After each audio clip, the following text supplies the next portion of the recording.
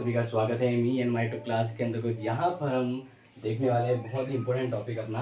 अगर बात करें ज्योग्राफी में तो आज हम यूनिट 4 को शुरू कर रहे हैं, ठीक है। और यूनिट 4 के अंतर्गत जो आपको समझाने वाले हैं वो बहुत ही इंपॉर्टेंट है, क्योंकि इस इंपॉर्टेंट सीरीज के अंतर्गत जो हम पढ़ रहे हैं वो पढ़ रहे हैं ह्यूमन सेटलमेंट, मानव अधिवास के बारे में। किसके बारे में? मानव अधिवास, ठीक है। तो अब देखिए, आप सभी को बताएं कि मानव जो है वो अपने अधिवास यानी मकानों में रहता है। तो अब उसके पीछे आपको लॉजिकली पता है कि अपनी सुरक्षा, अपने काम करने को लेकर और अपने परिस्थिति के अकॉर्डिंग वह अपने स्थान पर रहता है, ठीक है। अब देखिए, यहाँ पर एक चीज ध्यान रखना कि मानव अधिवास का अगर अर्थ जानते हैं तो अर्थ का मतलब ही हम समझ लेना कि मानव द्वारा निर्मित या रचित वास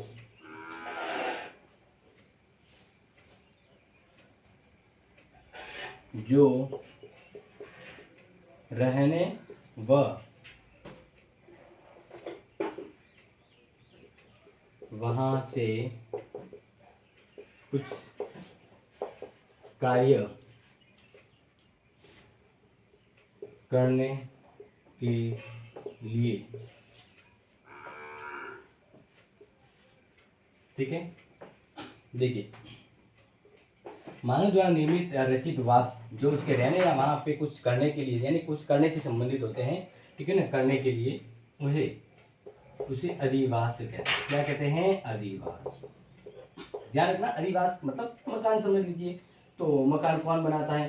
तो देखिए, मानव द्वारा निर्मित मानव ही बनाता है। क्यों? क्योंकि उनको रहना होता है और वहां रहकर वो कुछ काम भी करता है। तो इस अकॉर्डिंग देखा जाए तो मानव अधिवास का शॉर्ट एंड सिंपल अर्थ आपके सामने आ जाता है। अब देखिए, यहाँ पर मानव अधिवास के बारे में अगर आपको बताऊं तो पहली बात तो ये ध्यान रखना कि मानव अपने उद्देश्य और स्थान परिस्थिति के अकॉर्डिंग अधिवासों में अलग अलग प्रकृति देखी जाती है। यानी अगर बात करें कि अगर मैं आपको बताऊं मानव अधिवास के प्रकार, तो डिपेंड करता है कि वहाँ की भौगोलिक परिस्थिति,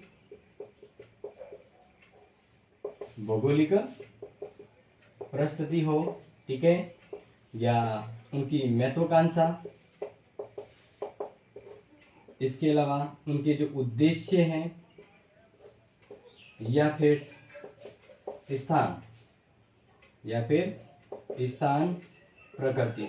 यानी बहुत सी वजह होती है, बहुत सी वजह होती है जिसमें भौगोलिक तत्व भी होता है, भौतिक तत्व। तो ये वो चीज है जो कहीं ना कहीं मानव के अधिवास से संबंधित होती है। और मानव अपने अधिवास, अपने मकान जहाँ बनाता है तो इन्हीं कुछ परिस्थितियों से प्रभावित होते हुए मकान वो बनाता है, ठीक है। ये ध्यान रखना।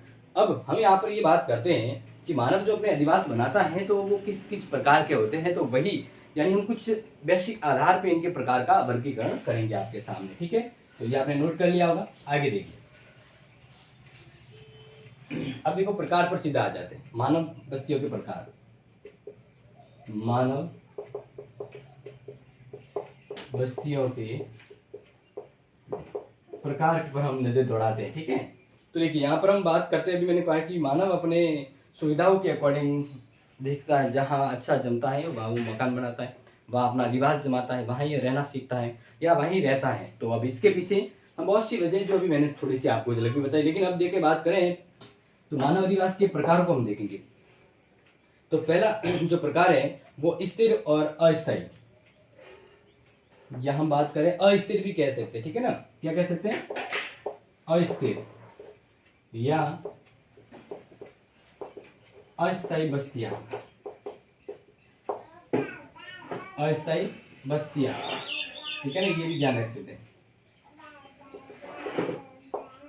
देखिए प्यारे मित्रों, याद ध्यान देना, यानी जैसे घुमक्कड़ लोग होते हैं ना, घुमक्कड़ तो आप समझते हैं, जिसका आज यहाँ कल वहाँ खदामदोश जीवन जो होता है, तो उस आधार पे जो वो लोग मकान बनाते हैं वो अस्थिर प्रकार के कहलाते हैं। जिसके अंदर मुख्यतः कौन बनाते हैं?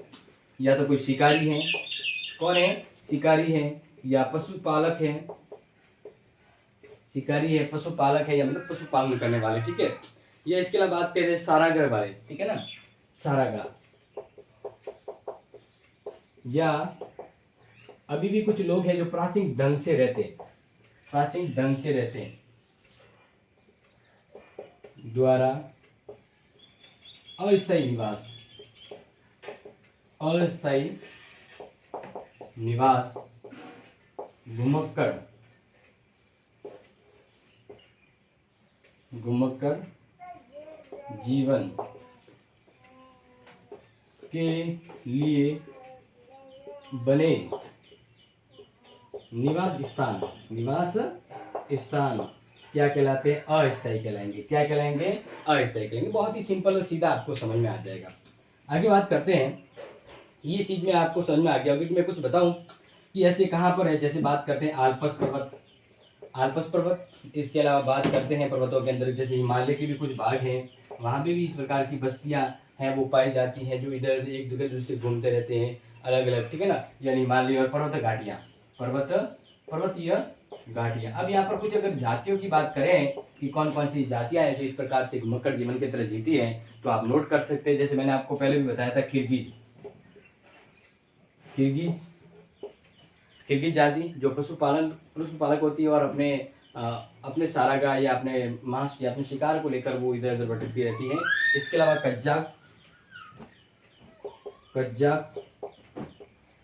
कददू, ठीक है ना। ये वो जातियां हैं जो घुमक्कड़ जीवन जीती है, जिसमें मसाई आप देख सकते हैं, मसाई भी एक जाति है, मसाई और रेड इंडियन। क्या कहेंगे? रेड इंडियन, ठीक है। तो ये वो जातियां हैं जो अपने घुमक्कड़ जीवन के अस्थायी निवास बनाती हैं, क्योंकि उनका फिक्स नहीं होता है रहना, कहीं सेटलमेंट नहीं होता है। अब बात करते दूसरा, स्थिर या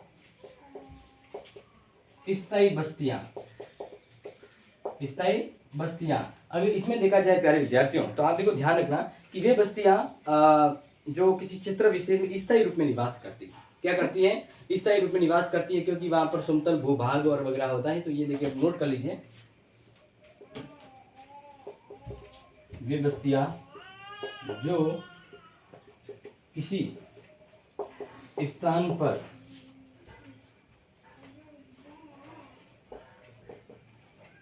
स्थायी रूप में रहती हैं, ठीक है ना।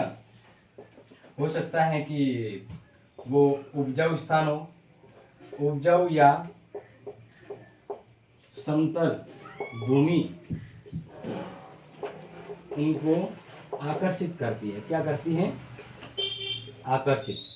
समझ में आ गया? क्या करती है? उनको आकर्षित करती है। तो अब इस अकॉर्डिंग आपको समझ गए हैं स्थायी और अस्थायी प्रकार के अधिवास जो देखे जाते हैं, वो आपको पता होना चाहिए। क्योंकि यहाँ पर एक सीधा अगर बात करें समतल है, तो वहाँ लोगों का आना जाना भी होता है। तो वो जगह देखो, कहीं पर भी आप देख लीजिए, जो समतल भूभाग है और जो उपजाऊ है, वहाँ जनसंख्या हमेशा ज़्यादा ही पाई जाएगी और मकान परमानेंट होंगे, टच नहीं हो, ठीक है। आगे हम यहाँ पर बात करते हैं। तो ये चीज़ तो आपके सामने बेसिकली समझ में आ गई। अब देखो नेक्स्ट टाइप के हम बात करते हैं यहाँ पर, ठीक है ना। यानी अब स्थायी बस्तियाँ जो होती है, अस्थायी में तो आप समझ जाएंगे। अब स्थायी बस्तियाँ होती हैं वो किस टाइप की होती है, तो उस पर हम नजर दौड़ाते हैं, ठीक है। देखिए, स्थायी बस्तियों के बारे में हम बात करते हैं, ताकि आपको वो भी समझ में आ सके, अच्छे से समझ में आ सके, ठीक है। उसी के लिए हम बात करने वाले हैं। तो देखिए, देखिए यहाँ पर आप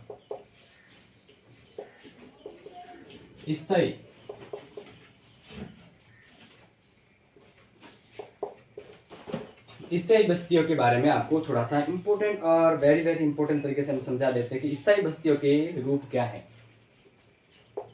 स्थायी बस्तियों के रूप, ठीक है।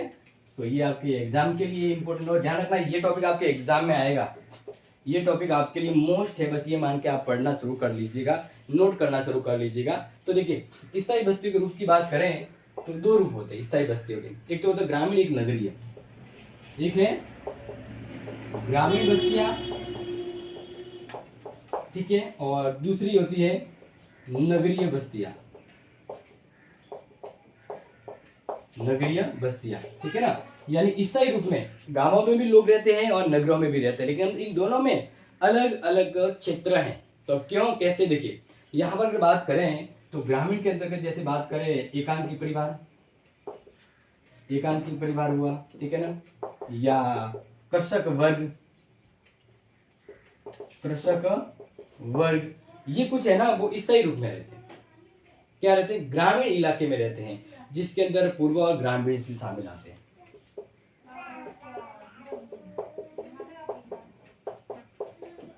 ठीक है, तो ध्यान रखना, ग्रामीण बस्तियां जो गांवों में रहते हैं लोग, जैसे एकांकी परिवार के हो, कृषक वर्ग हो, पूर्व और ग्रामीण वर्ग कैटेगरी है जो है यहाँ पर रहते हैं। क्यों? क्योंकि ये गांवों में इसलिए रहते हैं क्योंकि इनका जीवन यापन सीधा सरल होता है।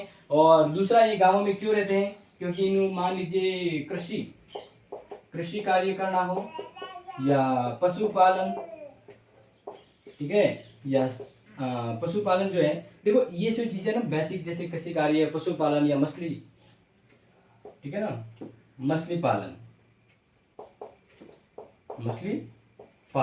ये कुछ ऐसे व्यवसाय हैं जो अच्छे से बेटर ग्राम में वो कर सकते हैं। यानी इन वजह से वो लोग गांवों में रहने को इच्छुक होते हैं। क्या होते हैं? इच्छुक होते हैं। दूसरी यहाँ पर हम बात करें, गांवों में छोटे मोटे कुटीर उद्योग धंधे भी स्थापित हो जाते हैं। कुटीर उद्योग पर निर्भर, तो ये वजह है जिस वजह से गांवों में बस्तियां बनती है स्थायी रूप में, वो ग्रामीण बस्तियां कहलाती है। दूसरी बात करें नगरीय, जो नगर, कस्बे और महानगर में शामिल होती है, ये बस्तियां कस्बे, नगर, महानगरों में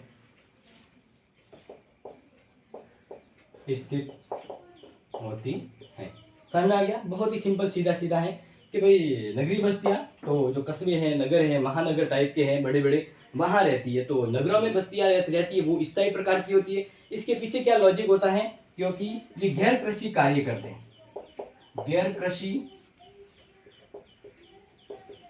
संबंधित कार्य प्रणाली यानी गैर कृषि के अलावा, जिसको हम सीधा शॉर्ट में अगर बताऊं तो औद्योगिक कार्यों में संलग्न, औद्योगिक कार्य में क्या हुए? संलग्न हुए प्यारे विद्यार्थियों। तो इस प्रकार से नगरीय बस्तियां स्थायी रूप में निवास करती है। अब आगे हम बात करें जैसे कैटेगरी के हिसाब से हम बात करें, जो आपको सीधे सीधे समझ में भी आ रहा है, नहीं सीधा क्लियरली आपको समझ आना चाहिए। ठीक है, नेक्स्ट यहाँ पर बात करते हैं टाइप के अकॉर्डिंग। जैसे हमें टाइप के अकॉर्डिंग बात ही कर रहे हैं, तो आपके आगे जो टाइप है उसको एक बार देखिए। अब देखो स्थायी, दो तरह के मैंने टाइप आपको बताए। पहला बताया स्थायी, अस्थायी। अब इसके बाद मैंने बताया कि ग्रामीण में स्थायी रूप में किस प्रकार से होते हैं। अब हम जो बात करते हैं तीसरा, अस्थायी और अस्थायी के बाद तीसरा जो है वो समझ लीजिए, जिसको सघन या गुच्छित बस्तियां कहते हैं। सघन या गुच्छित, देखो इसका एक सिंपल मतलब समझ लेना कि जहां भीड़ भाड़ वाली जन इलाका हो वहां पर, यानी बड़ी बड़ी महानगर, जहाँ सकरी गलियां हो, मकान भी छोटे छोटे हो लेकिन भीड़ ज्यादा हो, भीड़ क्या हो? ज्यादा, यानी ऐसे मकान, मतलब ऐसा अधिवास जहाँ झोपड़पट्टियां बहुत ज्यादा है। जैसे सिटी में होता है ना, कहीं आपने देखा होगा कहाँ से जाऊं, कितनी गलियां हैं, अगर गाड़ी ले जाना है तो भी पॉसिबल नहीं होता है। तो ऐसी बस्तियों को कहते हैं सघन। क्या कहते हैं? सघन। ये बस्तियां, सिंपल याद रखना, मानव मकानों के संपर्क में निकटता होती है। इन बस्तियों में मानव संबंधों में काफी निकटता रहती है, एकदम मतलब क्लोजअप रहते हैं। इसके अलावा ये सक्रिय होती हैं, ये बस्तियां संकरी, व संकरी का मतलब जैसे मतलब गली भी है ना, जैसे मान लो सिर्फ बाइक मुश्किल से जाए, इतने नजदीक और इतने भीड़ भड़ाम की बस्तियां हैं वो पाई जाती है। और ये बस्तियां जहाँ के सेंटर पॉइंट पर आकर मिलती है।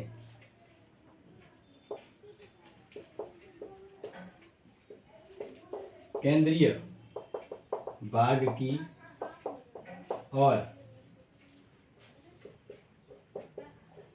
निर्मित होती है। दूसरी देखो इनकी इंपॉर्टेंट विशेषता की मैं बात करूं तो ये इनमें जो मकान होते हैं ना, जो सघन वाले, इनमें मकान मैंने क्या कहा? सटे होते हैं। क्या होते हैं? सटे हुए मकान होते हैं, यानी एक दूसरे से जुड़े हुए, जैसे एक ही दीवार जैसे मान लीजिए ये एक मकान बना है, ठीक है, ये एक मकान बना है, या मकान आजकल तो ऐसे होते हैं जहाँ पर दीवार वगैरह होती है, इस प्रकार से आप देख सकते हैं। ये विंडो मान लीजिए, ये खिड़की मान लीजिए। अब यहीं से दूसरा एक और मकान बन जाएगा, यहीं से दूसरा एक और मकान बन जाएगा, ठीक है, दूसरा एक और मकान बन जाएगा। तो इस प्रकार से एक से दूसरे से छटे हुए जो मकान होते हैं, जहाँ पर इसी प्रकार के चारों ओर ये पूरी जनसंख्या होती है, वो सघन यानी गुच्छे में, जैसे शादी का गुच्छे में कितनी शादियाँ होती है, तो वैसे सघन बस्तियों में एक साथ बहुत ज़्यादा लोग रहते हैं। और इनके साथ में रहने का कारण क्या होता है, तो कारण होता है इनके साथ में रहने का, जो आप समझ लीजिएगा,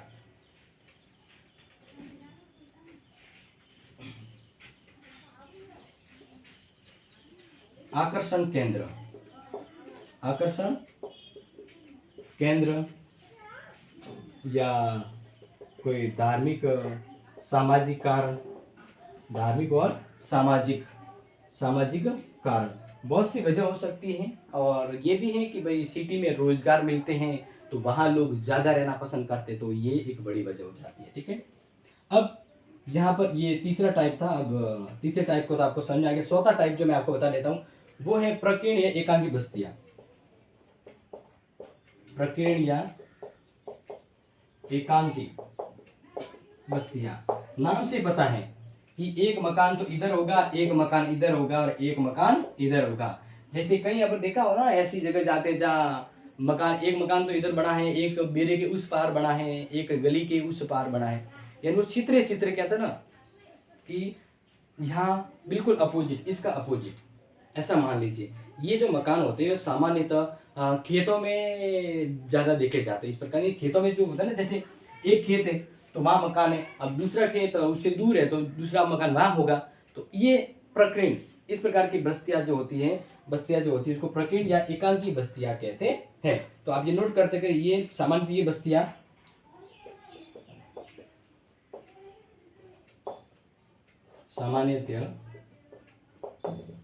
ये बस्तियाँ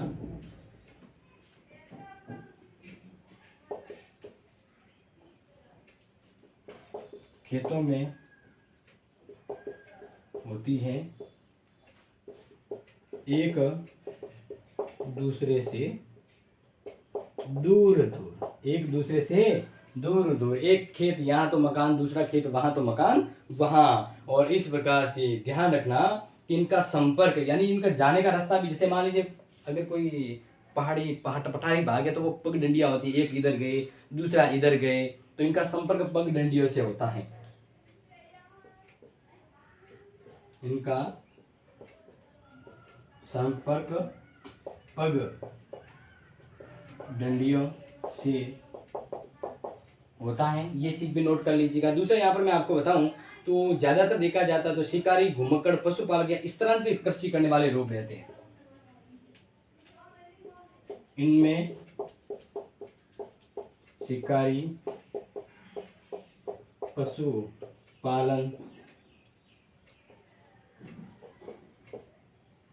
घुमक्कड़ या कृषि कार्य करने वाले लोग निवास करते हैं।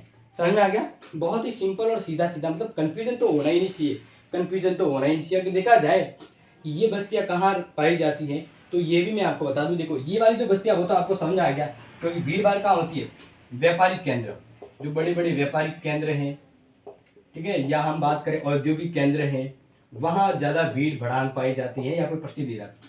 और ये जो बस्तियां हैं इसके बीच, इसके अलग अलग होने का कारण होता है क्योंकि ये रहते ही उस इलाकों में और प्रकृति उनकी ऐसी होती है। तो देखा जाए तो यूएसए, अमेरिका, कनाडा, ऑस्ट्रेलिया, यहाँ पर ये बस्तियां है ना ज़्यादा पाई जाती है, ठीक है। तो ये प्यारे विद्यार्थियों आपको पता होना चाहिए। आज की क्लास में हमने आपको मानव अधिवास का अर्थ एक डेफिनेशन के तहत बताते हुए हमने ये बताया कि अधिवास कितने टाइप के होते हैं। अब हम आपको आगे मिलेंगे और ये बताएंगे इसके आगे वाले पार्ट में कि अधिवास का जो विकास होता है, अधिवास जो पाए जाते हैं उनको कौन प्रभावित करते हैं, कारण क्या है, और कुछ इंपॉर्टेंट थिंग जो आपको जाना है वो हम बात करेंगे, ठीक है। तो मिलते हैं अगली क्लास में, तब तक के लिए take care, thank you so much, जय हिंद, जय भारत।